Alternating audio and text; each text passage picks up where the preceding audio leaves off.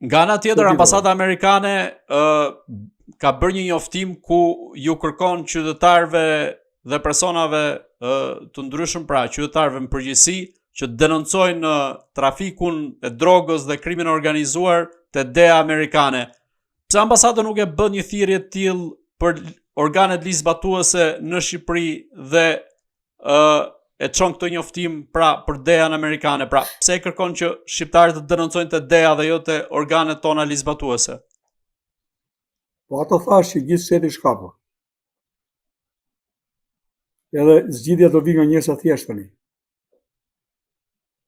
Jo prisni që PS edhe PD-ja të vetë në gjyqësohen një ditë, do dalin njerëz thjeshtë. Parri, bjeni më të madhe, sa keni mundësi, sa keni këta hapësirë në media, më të madhe, njerëz të rinj, shqiptar thjesht që duhen pa njohur, po që mjafton të jenë devotshëm. Vetëm ata mund ta bëjnë Shqipërinë. Harroni këto emra, mbas këtyre emrave fshihet fëllësirë e madhe edhe vlerë e vogël. Por janë pa vlerë fare. Janë të paburrë. Se gratë punë tyre kanë, po këta që bëhen për burra, janë pa burr, nga i pari tek i fundit. Duhen njerëz të rinj. Zgjoni shpresat e njerëzve, ose bëni një udhëzim në të gjitha lëvizjet e mëdha progresive që vendi bë përpara, në rrugën për drejtësi, në rrugën për demokraci, rrugën për dinjitet dhe liri, media ka rëndësinë absolute. Njerëzve i tregoni që nuk janë këta zgjidhja, korrigjimi i tyre me zor, të qajmë halët e tyre.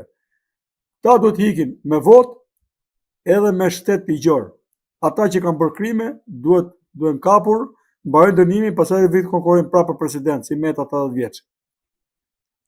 Unë kështu e mendoj. Duhet shohim, fokusohemi tek njerëz të rinj, tek njerëz të ndershëm, dhe të shohim që njeriu popullit nuk është ky me Range Rover apo me X5, po është një njeri thjesht atje që ka devocion, ka integritet, ka aftësi profesionale dhe ka të gjithë durimin për të shkuar gjërat deri në fund. Ai më tepër ka parime, ka zot me na vetes. Ta s'kan zot themi ne.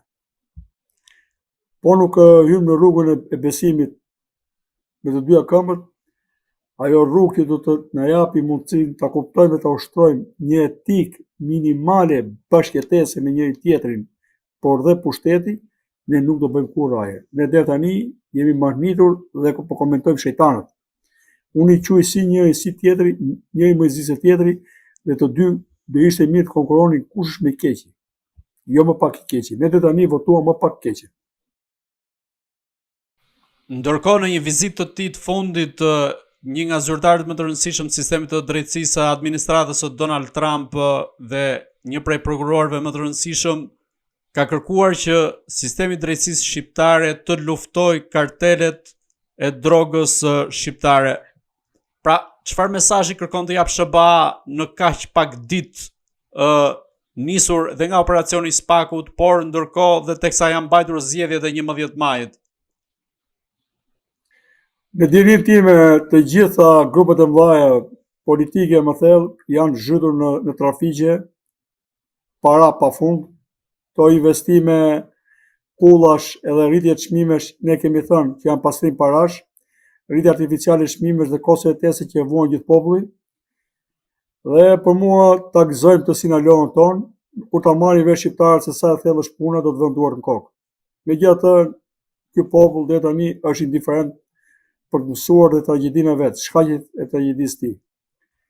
Ata e dinë mirë se në fund fare çdo gjë bëhet për para, dhe aleancën e fortë që kanë edhe organet ligjvënëse dhe ligjzbatuese me grupet e mëdha të trafikimit. Kështu që kush le të marrë një informacion aty ke Rapiskani si punon, për të parë se si janë pislikët dhe si bëhen. Unë i kam informacionet e mia.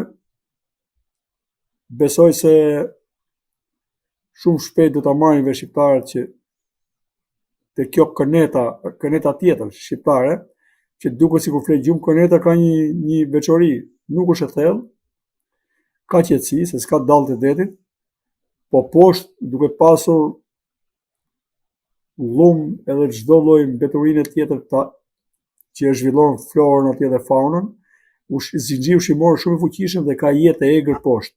Në dukje duket e qetë. Poshtë, sado që kanë vendosur një lloj qetësie në dukje për t'i thënë ndërkombëtarëve që ne kontrollojmë situatën kështu, poshtë gëlon domethënë. Edhe pse u munduan që grupet me njëra tjetër të merren vesh, të ndajnë zonat e tjera, por nuk të lënë ata jashtë, kanë informacion. Dhe është para. Dhe ta ndjekin mirë çakullimin e paras. Ajo është kesh për ta që del nga çakullimi. Edhe kur kapet, ka histori kjo punë, po këta i kanë hyrë kësaj pune dhe pa mësu mirë vetë. Edhe kur kapet një pjesë, ata mund t'jenë të zgjuar, mund të kapin dhe 50 miliard për herë, po e kapin nga pak, të mos ndikojnë tregun amerikan për shembull, ose tregun europian. Kurse këta këtu duhen pa mirë, domethënë. Po do dalin nesër që edhe sistemi bankar është i korruptuar. Megjithatë, presim isha e fokusuar këto të tjera, po kjo është më e thellë. Ky është krimi i vërtetë. Dhe këta, si puna tyre që u kapën atje, këta na emërojnë edhe deputet. Avokat, ata trima, pse s'u vranë atje? Ata gjithë 4 për tyre kishin vrarë, pse s'u vranë ata? Ata janë që bëjnë namin, pse s'u vranë? Kur do policia si kap. Si fundorina ushtrin gjithë atje. Pse s'u vranë ata? Se burri që është burr nuk shtrin tokë. Po ç'na vjen këtu, na shqetëson këtu.